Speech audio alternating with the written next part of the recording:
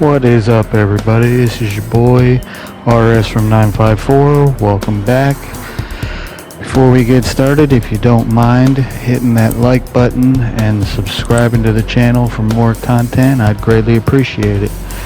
With this video, we're going to be talking about some of the pros and cons, mostly pros, and some of the fun you can have running the weekly challenges. Focusing somewhat on this week for the video, but with a little bit of an overview overall of the whole system. Now, a lot of us can just figure these are fun excuses to make a little bit of extra money and get to go deep into the garage to drive the cars that we don't get to drive on a normal basis, even if we do have to run up against the AI to do it. And then at the end, we'll take a quick look at the trophy system and talk about that for a couple of minutes. Now, first up, we have everybody's little favorite JDM missile, the sports coupe of the 90s, the Nissan Silvia. I went with the S15 Aero package, but you can go with any one of these cars. They offer a wide variety of engine combinations, all in a lightweight sporty chassis, and in the early 90s you could even get these things from the factory with four-wheel steering. That's race car shit, people. And now one of the most iconic and recognizable only by its silhouette muscle cars of the American Golden Era, the Dodge Charger. Now, thanks to the 426 Hemi that this thing came with from the factory, putting out north of 400 horses in the early 70s, this thing was built for speed.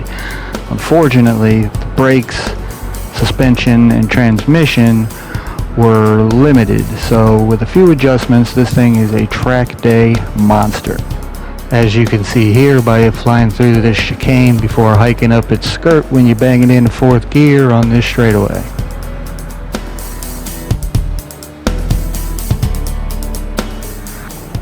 And now third, for no particular reason, is the most popular of all the JDM race cars, the Nissan GTR. Now you can get this one again in a bunch of different models, the GTR, the A-Spec, the J-Spec, the B-Spec, the GTT, rear-wheel drive, all-wheel drive, turbo, naturally aspirated. I mean, basically any size, shape, and form that you'd want for this car. It's the most versatile car that you can get. And for our penultimate entry, we have a prime example of Ferrari doing what Ferrari does best. Taking an over-advanced, overpowered drivetrain, slapping a carbon fiber shell on top of it, tuning the aerodynamics to keep it from lifting off the ground, and making it happy enough in the corners as long as you're willing to tap dance with the throttle a little bit, because it will not keep the rear end in line. But, again, Ferrari doing what Ferrari does. And last but not least, we have the Super Formula race at Fuji. Now, this one's a longer race, so it's a bit of a war of attrition. So don't feel too down on yourself if you're not jumping up to 10th place immediately at the end of the first lap. You got plenty of time to run these guys down up front. Just run your lines, run clean, let the car do the work. Let the car do the work. Pit stops are not required. Hard tires and fuel do not matter. And that brings us to the end of the 5 weekly challenge races for this week.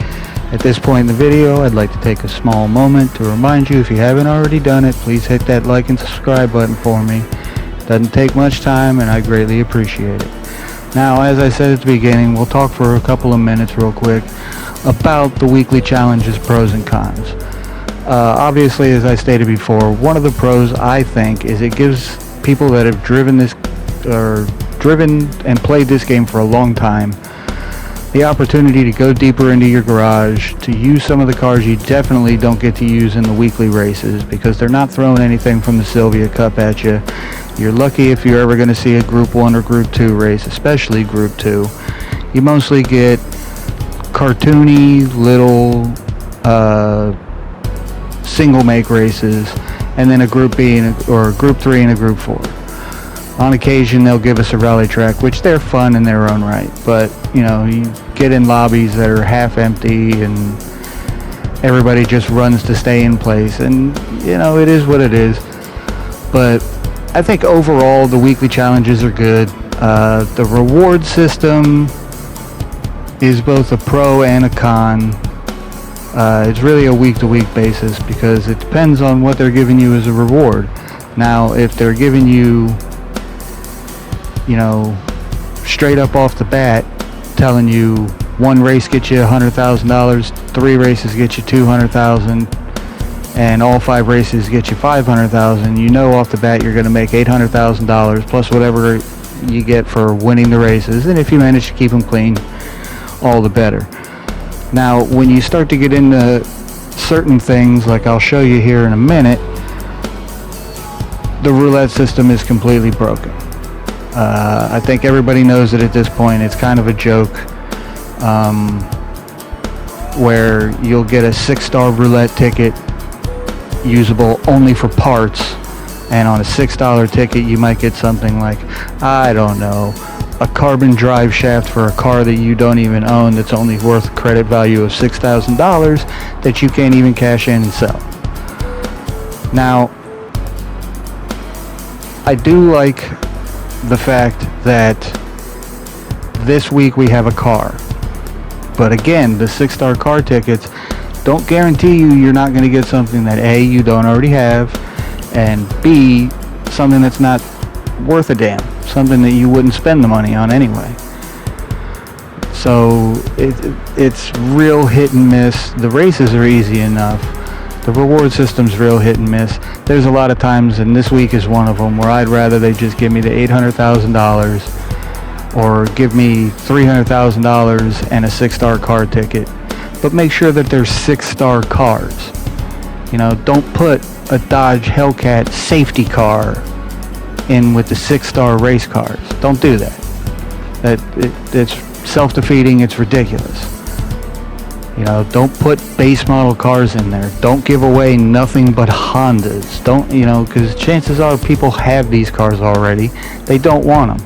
And if you're giving away certain cars, even the ones that people don't have, there's probably a reason that nobody owns them. They might be pieces of crap. And if they're worthless, you can't even sell it for anything. So again, the roulette is one of the downfalls of these weekly challenge races. I'd most of the time just rather take the money. But with the weekly challenges, if you get the $800,000 in the week, you can generally make it through another week and buy yourself a couple of race cars to try out on the new weekly races, that type of thing. Another con of the races themselves is that it's AI only. I do think, I understand it would be difficult to implement online racing into this, but at the same time, I think all I did to the Ferrari super fast, which it already is, to turn a phrase, super fast, was very mild setup, and it dances past the rest of the cars on the track. So it's, 5 laps, 15 minutes that you're not going to get back. And at the end of it, it's nice to know that you have a decent reward coming to you instead of some piece of crap. I really don't know what the end game is. I don't know what the light at the end of the tunnel, if we really need one. I don't know what that would be when it comes to the weekly challenges. Maybe making them accessible earlier in the game so that lower level players can really get those credit bonuses when it counts. Especially those that don't like running the circuit races to get the extra money. But overall, if you just treat them for what they are, they're pretty fun, and it's fun to laugh at the ridiculousness of winning a race and getting $125,000 on top of a $500,000 credit slip, and then going and turning the roulette wheel and winning a stack of coins worth $5,000. There's a certain comedy of errors in that. But that being said, I guess we will finish this one up. I appreciate you hanging around. drop a comment and let me know what you think. If you have any ideas as to what Gran Turismo could do to improve this, or if you think it's fine just the way it is. I mean, I would give it 3.5 out of 5 stars, but I don't think we're going to see any changes to the system anytime soon, so we're kind of stuck with what we got. That being said, I'm going to sign off for now, and you guys have a wonderful rest of your day, and I'll see you for the next video. Peace. Just kidding. Thought I forgot for a second there, didn't you?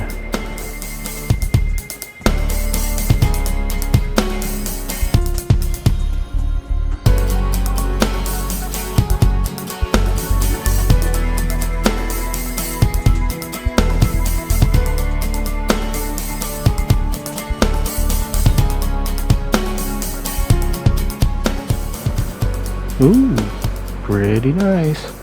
Ah, God